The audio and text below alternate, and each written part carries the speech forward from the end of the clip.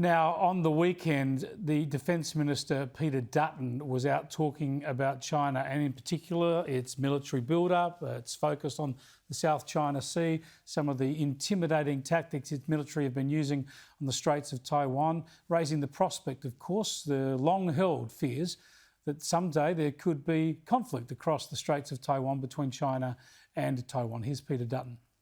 I just think people need to be realistic about the activity. When there's militarisation of bases across the region, obviously there's a significant amount of activity, and there's an animosity between Taiwan and China. Let's catch up with Victorian Liberal Senator James Paterson now, who joins us from Melbourne. Good to talk to you, James. There's been a lot of focus on this lately. I'm not surprised that we might think China's testing out a new US regime. Should we be more concerned about this, or are people just getting ahead of themselves with the rhetoric?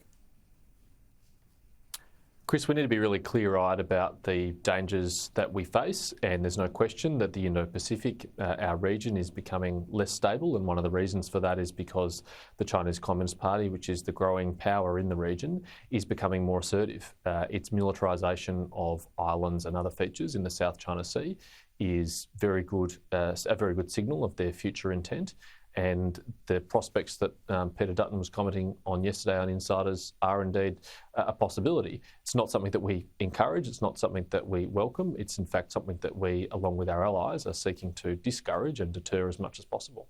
Yeah, 15, 20 years ago when I was working for the Foreign Affairs Minister, there used to be these theoretical, hypothetical discussions about if there was a war over Taiwan, the US was involved, would Australia automatically be involved through the AUST Treaty?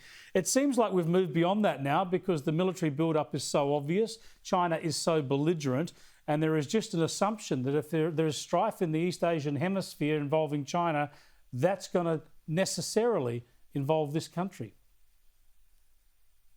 Well, the best thing for everyone, Chris, of course, is for it not to happen at all. And in order for it not to happen, the United States and its allies' intent needs to be made very clear. And everything we can do to contribute to that, we should do to discourage and deter it, because it would be catastrophic for the people of Taiwan, most obviously, but for the Chinese people, for the American people, for the whole region. It's not something that we want to see happen in any way, but it's something we have to be aware of is a possibility, and we have to prepare for it. It's one of the reasons why we're investing so heavily in our own national defence. It's why we're spending $270 billion over the next decade to build up our capacity. Indeed, we saw President Xi Jinping commission 3 more warships over the weekend. China keeps emphasising its military power and expanding it. When you talk about preventing war, of course, it's the American military presence in East Asia that's kept the whole system stable since the Second World War. We need to encourage that and to see it increase through troop rotations in Darwin, for instance. And do we want America, the American defence, that is, American military, to do more in Japan, or to allow Japan to do more in terms of its own self-defence? And should we even contemplate the US having a larger presence on Australian soil? Chris, we very much welcome the focus of the US government in our region, its pivot over a number of administrations towards the Indo-Pacific, and its growing investment, both in terms of money and personnel and materials. That is very welcome, because the US has underpinned the rules-based order that Australia and our like-minded countries have profited from so much in the post-war era. You're right to point out the fact that there are US troops in Japan. They've been there since World War II. There are US troops in South Korea too. They've been there since the Korean War. And of course, in Darwin, we have a marine rotation. I think that's a very positive thing. I'd like to see that continue. And of course, if the Americans are open to upgrading that, I'd welcome that too, because there's no better guarantor of security, stability and peace in our region than the United States, our principal treaty ally. Yeah, it's very politically sensitive. People get very upset about American troop rotations through Darwin. And the point is, though, as we start to confront some of the risks in our own region, people ought to be a bit more embracing. In fact, if there was some suggestion, whenever there's a suggestion of permanent US presence in Australia, we get enormous political reluctance, and even in your own party, you wouldn't advocate for that. But in the end, that would deepen the guarantee on our own security. I don't think Australians should be sensitive about it. I mean, who better than the United States to rotate its Marines or any other element of their force through Australia? I mean, which other ally would we be more comfortable than the United States doing that? And of course, in a sense, there are permanent US facilities in Australia when you look at the Pine Gap facility and the important role that plays in our intelligence gathering network globally among Five Eyes partners. So the US is very engaged in our region. They're here to stay, and that's a good thing for Australia. I just want to raise with you another issue linked to this, I suppose, the soft power game, the political game of China in our institutions, and that is an Australian academic effectively having to apologise for being an apologist, or at least circulating information that was that acted in an apologist way about the Chinese treatment of Uyghurs, downplaying it. Chris, I was very surprised by the comments that Professor Jane Golley made the other day at the National Press Club. She's the head of the ANU China Centre. She said that she'd read an anonymous, unpublished, not yet peer-reviewed paper which debunked the claims, the dominant narrative on Xinjiang that Uyghurs are subject to systematic human rights abuses, including forced sterilisation and forced labour. That's a concerning thing because that's not up to academic standards of rigour. This is a paper that's not been peer-reviewed, it's not been published, not been scrutinised, and is anonymous.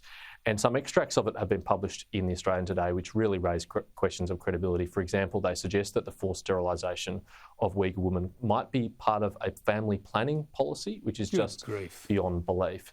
I saw that Professor Golley has retracted her comments. I welcome that. Unfortunately, she said she retracted them because of the backlash that she has engendered.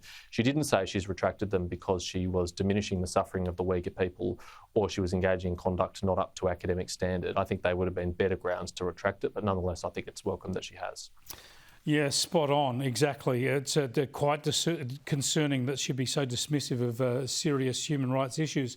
While we got you there, we're talking about American global strategic leadership. I'm interested to get your thoughts on US leadership under Joe Biden when it comes to climate change, and in fact the US introducing and endorsing this teenage activist at its summit last week. We demand that you stop any new fossil fuel infrastructure and existing fossil fuel extraction, including pipelines. We demand comprehensive, non-Eurocentric and intersectional climate education, including literacy on climate justice, environmental racism, ancestral and indigenous wisdom, on historical movements, disability justice, green careers, and sustainable living. James Paterson, this is the US promoting and endorsing sort of neo-Marxist gobbledygook.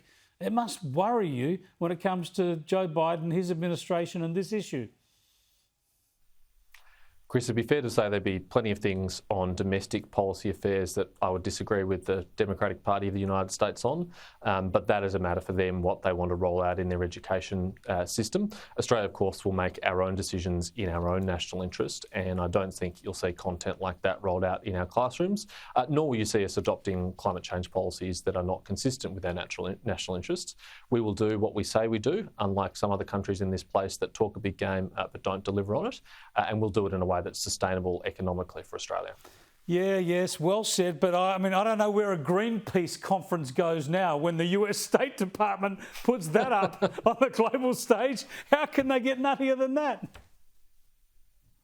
Well, I'm sure they'll rise to the challenge, Chris. Thanks for joining us, Senator James Paterson, Thank you. Liberal Senator for Victoria, who takes a special interest in matters of foreign affairs and China in particular.